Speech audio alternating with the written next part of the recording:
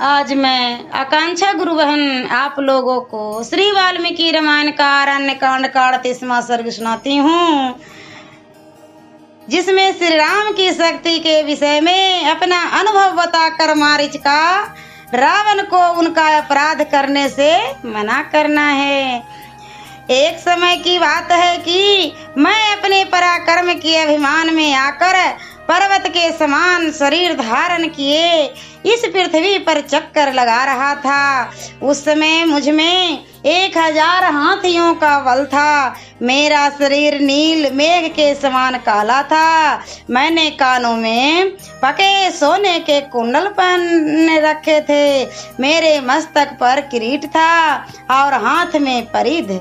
मैं ऋषियों का मांस खाता और समस्त जगत के मन में भय उत्पन्न करता हुआ दंडकारण्य में विचर रहा था। उन दिनों धर्मात्मा महामुनि विश्वामित्र को मुझसे बड़ा भय हो गया था।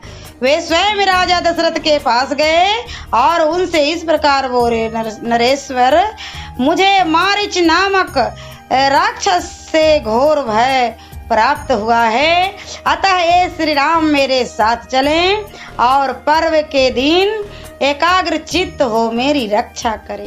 मुनि के ऐसा कहने पर उस समय धर्मात्मा राजा दशरथ ने महाभाग महामुनि विश्वामित्र को इस प्रकार उत्तर दिया, मुनि श्रेष्ठ, रघुकुल नंदन राम की अवस्था अभी 12 वर्ष से भी कम है। उन्हें अस्त्र शस्त्रों के चलाने का पूरा अभ्यास भी नहीं है।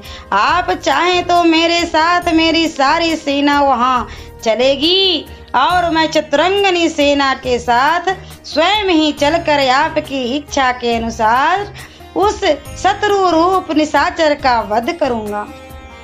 राजा के ऐसा कहने पर मुनि उनसे इस प्रकार बोले, उन राक्षस के लिए श्री राम के सिवा दूसरी कोई शक्ति पर्याप्त नहीं है। राजन, इनमें संदेह नहीं है कि आप समर भूमि में देवताओं की भी रक्षा करने में समर्थ हैं। आपने जो महान कार्य किया है वह तीनों लोकों में प्रसिद्ध है। शत्रुओं को संताप देने वाले नरेश, आपके पास जो विशाल सेना है वह आपकी इच्छा हो तो यहीं रहे। महातेजस्वी श्री राम बालक हैं तो भी उस राक्षस का दमन करने में समर्थ है। अतः मैं श्री राम को ही साथ लेकर जाऊंगा। आपका कल्याण हो। ऐसा कहकर लक्ष्मण सहित राजकुमार श्री राम को साथ ले महामुनि विश्वामित्र बड़ी प्रसन्नता के साथ अपने आश्रम को गए। इस प्रकार दंडाकारण्य में जाकर उन्होंने यज्ञ के लिए दीक्षा ग्रहण किया और श्री राम अपने अद्भुत धनुष की टंकार करते हुए उनकी सेना उनकी रक्षा के लिए पास ही खड़े हो गए। उस समय तक श्री राम में जवानी का चिन्ह प्रकट नहीं हुए थे। उनकी किशोरावस्था थी। वे एक शोभाशाली बालक के रूप में दिखाई देते थे। उनके श्रीअंग का रंग सांवला और आंखें बड़ी सुंदर थी। वे एक वस्त्र धारण किए थे। हाथों में धनुष लिए सुंदर शिखा और सोने के हार से सुशोभित थे। उस समय अपने उदीप्त तेज से दंडकारण्य की शोभा बढ़ाते हुए श्री रामचंद्र नवोदित बालचंद्र के समान दृष्टि गोचर होते थे। इधर मैं भी मेघ के समान काले शरीर में बड़े घमंड के साथ उस आश्रम के भीतर घुसा। मेरे कानों में तपाए हुए स्वर्ण के कुंडल झलमला रहे थे। मैं बलवान तो था ही, मुझे वरदान भी मिल चुका था कि देवता मुझे मार नहीं सकेंगे। भीतर प्रवेश करते ही श्री रामचंद्र जी की दृष्टि मुझ पर पड़ी। मुझे देखते ही उन्होंने सहसा धनुष उठा लिया और बिना किसी घबराहट के उस पर डोरी चढ़ा दी। मैं मुंह बस श्री रामचंद्र जी को यह बालक है ऐसा समझकर उनकी अवहेलना करता हुआ बड़ी तेजी के साथ विश्वामित्र की उस यज्ञ वेदी की ओर दौड़ा। इतने में ही श्री राम ने एक ऐसा तीखा बाण छोड़ा जो शत्रु का संहार करने वाला था, परंतु उस बाण की चोट खाकर मैं मरा नहीं, लेकिन 100 योजन दूर समुद्र में आकर गिर पड़ा। तात वीर श्री रामचंद्र जी उस समय मुझे मारना नहीं चाहते थे, इसलिए मेरी जान बच गई। उनके बाण के वेग से मैं भ्रांत चित्त होकर दूर फेंक दिया गया और समुद्र के गहरे जल में गिरा दिया गया। तात फिर दीर्घ काल के पश्चात जब मुझे चेत हुआ तब मैं लंकापुरी में गया। इस प्रकार उस समय मैं मरने से बचा। अनायास ही महान कर्म करने वाले श्री राम उन दिनों अभी बालक थे और उन्हें अस्त्र चलाने का पूरा अभ्यास भी नहीं था, तो भी उन्होंने मेरे उन सभी सहायकों को मार गिराया जो मेरे साथ गए थे। इसलिए मेरे मना करने पर भी यदि तुम श्री राम के साथ विरोध करोगे तो शीघ्र ही घोर आपत्ति में पड़ जाओगे और अंत में अपने जीवन से भी हाथ धो बैठोगे।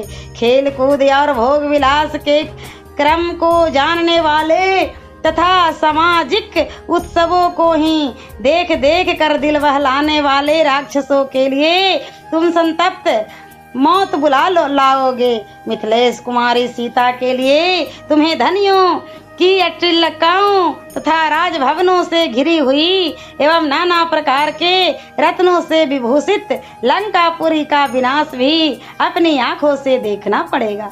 जो लोग आचार विचार से शुद्ध है या और पाप या अपराध नहीं करते हैं, वे भी यदि पापियों के संपर्क में चले जाएं तो दूसरों के पापों से ही नष्ट हो जाते हैं। जैसे सांप वाले सरोवर में निवास करने वाली मछलियां उस सर्प के साथ ही मारी जाती है।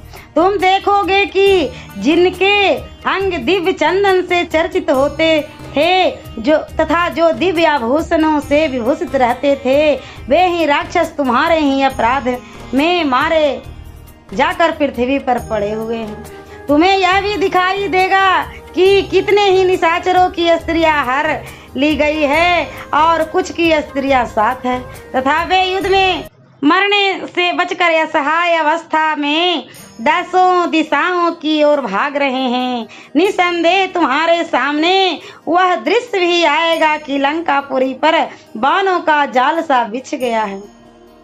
वह आग की ज्वालाओं में से घिर गई है और उसका एक एक घर जलकर भस्म हो गया है। राजन, पराई स्त्री की संसर्ग में बढ़कर दूसरा कोई महान पाप नहीं है। अतः अंतःपुर में हजारों युवती स्त्रियां हैं, उन अपनी ही स्त्री में अनुराग रखो, अपने कुल की रक्षा करो, राक्षसों का प्राण बचाओ तथा अपनी मान प्रतिष्ठा, उन्नति, राज्य और प्यारे जीवन को नष्ट होने न दो।